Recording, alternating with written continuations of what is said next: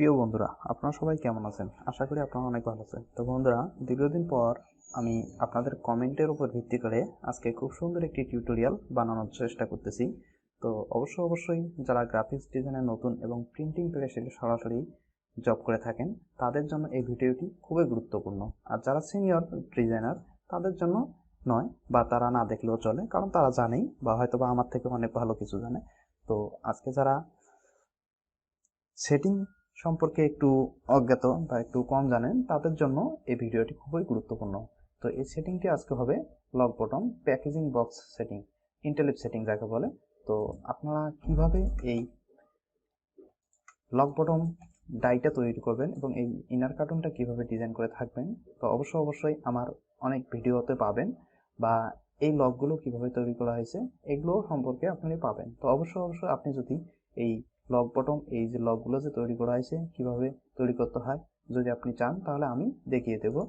এই যে আমার এই ভিডিও ডেসক্রিপশনে চলে যাবেন, আমার ডিজাইন বাংলা চ্যানেলটি সাবস্ক্রাইব করে থাকবেন এবং ভিডিও সেকশনে গিয়ে সরাসরি দেখুন এই যে একটা এলইডি লাইট বাল্ব, ট্রান্সটেক বাল্ব আমি তৈরি করেছি। এই ভিডিওটা থেকে আপনি লক বটমের এই অপশনগুলো বা লকগুলো তৈরি করে নিতে পারেন, ঠিক আছে? তো এখন আমি আজকে দেখাবো এই লক বটমটি কিভাবে সেটিং দিতে হয়। যেহেতু আমরা অনেক দেখেছি, আমার ভিডিওতেই আমি আপলোড করেছি যে আমরা বোথ সাইড ওপেন একদম ইজি সেটিং দেওয়া, কিন্তু এই লক বটম যেহেতু এগুলো একদিকে ওপেন আর একদিকে লক থাকে, তো এটা একটু সেটিং দেওয়া খুবই ক্রিটিক্যাল বিষয়। তো আজকে আমি এটাই আপনাদেরকে খুব সহজে চিন্তাধারা একদম পাল্টিয়ে দেবো। তো চলুন সর্বপ্রথম আমরা কি করব। তো আমি এই ডাইলাইনটা তৈরি করেছি এবং আমার ডিজাইনটা তৈরি হয়েছে এবং এই লকগুলো কিভাবে তৈরি করছি তা ওই ভিডিও দেওয়া আছে, আপনি অবশ্যই দেখে নেবেন এবং আমি এই ভিডিওর ডেসক্রিপশনে আমি ওই ভিডিওর লিঙ্কটি দিয়ে দেব। তো এখন চলুন আমরা শিখবো আজকে শুধু সেটিং দেওয়া, কিভাবে সেটিং দিতে হবে। তো দেখুন এটাকে বলে আমাদের ডাইন পার্ট। হ্যাঁ, তো অবশ্যই বন্ধুরা না টেনে ভিডিওটি দেখবেন। তো এটা হচ্ছে আমার ডাইন পার্ট হচ্ছে এই অংশটা। এখানে ডাইন পার্ট কাকে বলে দেখুন, এই দিক থেকে শুরু, এখানে বরাবর এখান থেকে শুরু একদম লাস্ট পর্যন্ত শেষ। আর বাম পার্ট হবে এই অংশটার, মানে এই ঠোঁটের অংশটার বাম পাশে আর একটা যখন থাকবে তখন ওইটাকে বাম পার্ট বলা হয়, ঠিক আছে? আমাদের গ্রাফিক্স ডিজাইন প্রিন্টিং এর ভাষায় এটাকে বলা হয় ডাইন পার্ট, মানে শুরু থেকে শেষ, কারণ এখানে ঠোঁট সহ শুরু থেকে শেষ। আর শুরুর পরে আবার এদিকে একটা থাকে পার্ট, ওটাকে বলে বাম পার্ট। তো এই জন্য আমি সর্বপ্রথম আপনাদেরকে খুঁটিনাটি বিষয়গুলো জানিয়ে দিচ্ছি। তো এখন আমি এটাকে রেখে একটা কপি করে নেব। হ্যাঁ, একটা কপি করে রাখলাম এখানে। তো এখানে একটা ডাইন পার্ট আমি কপি করে রাখলাম, এটাকে আমি কন্ট্রোল 2 দিয়ে লক করে রাখলাম। এখন আমি বাম পার্টটা তৈরি করব। সেটিং দেওয়ার ক্ষেত্রে কিন্তু আমার একটা ডাইন পার্ট একটা বাম পার্ট লাগবে, কারণ অযথা এভাবে যদি আমরা সেটিং দিই তাহলে কিন্তু আমাদের কাগজ অনেক লাগবে, ঠিক আছে? আমরা যদি এভাবে সেটিং দিই তাহলে তো আমাদের কাগজ অনেক লাগবে। এভাবে যদি সেটিং দিতে যাই তাহলে আমার এই অংশটা কি ফাঁকা থাকতেছে না? এভাবে দেওয়া যাবে না। এই কারণে আমাদের ইন্টারলিপ সেটিং দিতে হয়। তাহলে আমি আমার এগুলো গ্রুপ আছে, এটাকে আনগ্রুপ করে নিই। হ্যাঁ, আমি এটাকেও আনগ্রুপ করে নিতেছি, হয়ে গেছে আনগ্রুপ করা। তো এখন আমার ডাইন পার্ট অংশ আছে এবং বাম পার্ট অংশ নাই, এবং বাম পার্ট অংশটা আমি বানিয়ে নেব।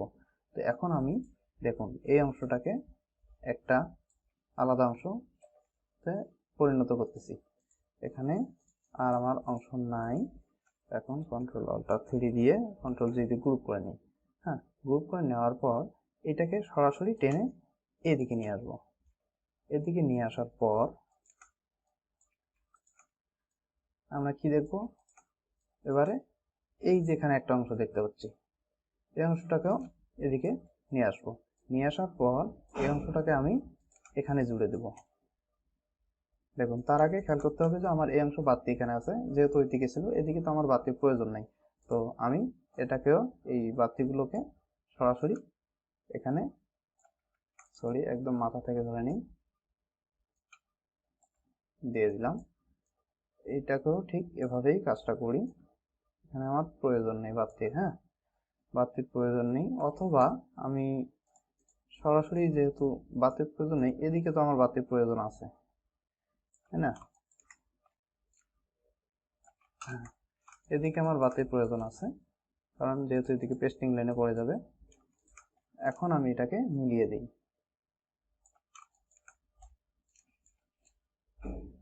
খুব সুন্দরভাবে মিলিয়ে দিলাম। মিলিয়ে দেওয়ার পর আমার এই পেস্টিংটা যে কোনো একদিকে রাখবেন। এটার পেস্টিং রাখছেন এদিকে, অবশ্যই এই পেস্টিংটাও এদিকে রাখতে হবে। আর যদি এই পেস্টিংটা আপনি এখানে রাখতেন তাহলে অবশ্যই এই পেস্টিংটা এদিকে দিতেন। এখন আসি এই যে এই অংশটা আমার এদিকে প্রয়োজন, তাহলে আমি এই অংশটা একটু কমিয়ে নিই। হ্যাঁ, এই অংশটা এই 2 মিলি পর্যন্ত এখানে সমান করে দেই। আমি লক করে নিয়ে কিবোর্ড থেকে কন্ট্রোল কে 2 মিলি 2 mm ইন্টারপ্রেস। এখন আমি এই যে ডাইরেক্ট সিলেকশন টুল ক্লিক করে এটাকে 2 মিলি বাড়তি দিয়ে দিলাম। ঠিক এটাকেও আমি ঠিক এভাবে 2 মিলি বাড়তি দিয়ে দেব। হ্যাঁ, হয়ে গেল আমার বাড়তি দেওয়া। এখন আমি এই যে অংশটুকু দেখতে পাচ্ছেন, এই অংশটুকু বাড়তি করে দেব। এই অংশটুকু শিফট চেপে এই পর্যন্ত নিয়ে আসলাম এবং এই মাথাটুকু 2 মিলি বাড়তি দিয়ে দিলাম। এখানেও ঠিক ওইভাবে 2 মিলি বাড়তি দেওয়া হয়েছে। তো দেখুন এখন আমার কিন্তু পুরো হয়ে গেল বাড়তি দেওয়া। আর এখানে আমার 2 মিলি করে প্রত্যেক জায়গায় বাড়তি করে দিতে হবে। সেটিং দেওয়ার ক্ষেত্রে আপনি আপনার ডাইমার্ক থেকে প্রতি জায়গায় 2 মিলি করে বাড়তি দিবেন। ঠিক আছে, 2 মিলি করে বাড়তি দিলে যাতে এখানে যেহেতু আপনার ডাইমার্ক কাটিং হবে তাহলে আর সাদা অংশ চলে আসবে না। ঠিক এদিকেও আমার ডাইলাইন কিন্তু এইটা, হ্যাঁ, এই সাদা অংশ না, এইটা হচ্ছে ডাইলাইন। আমি এদিকে 2 মিলি করে বাড়তি দিয়েছি। সব দিক দিয়ে আপনার যেদিকে সলিড ডিজাইন আছে সেদিকে 2 মিলি করে বাড়তি দিবেন। এই দেখুন এদিকে আমার বাড়তি দেওয়া হয়েছে, এখানেও একটু 2 মিলি বাড়তি, এদিকেও 2 মিলি। আর এখানে একটু যেহেতু এটা আমার ইনার একটা প্যাকেটের সামনে থাকবে এই জন্য একটু সলিড থাকে ডিজাইনে, আর এটাও 2 মিলি বাড়তি, এখানেও 2 মিলি বাড়তি। তাহলে এখন আমি পেস্টিংটাকে এখানে এনে জুড়ে দিই। পেস্টিংটা আমি হয়তো 9 মিলি রাখছি, এখানে 6 মিলি আছে মনে হয়। তো যাই হোক, আপনারা পেস্টিং কত রাখতে হয় এবং কিভাবে এই লকগুলো নিতে হয়, ঠোঁট কতটুকু নিতে হয় এবং লক কিভাবে বসাতে হয় আমার পূর্বের ভিডিওতে পাবেন। এখন আমি এটাকে আমি যেহেতু এটাকে ঘোরাবো, আমার এটা এদিকে দিতে হবে, কিন্তু আমি ভুলে গেছিলাম।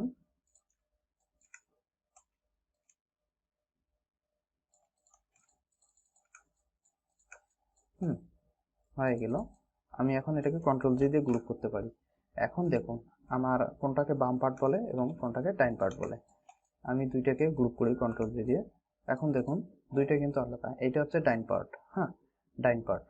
আর এটাকে বলে বাম পার্ট। বাম পার্টের এদিকে বাম পার্ট একটা অংশ আছে, তাহলে ডাইন পার্ট এটা, বাম পার্ট এটা, বামে একটা অংশ আছে।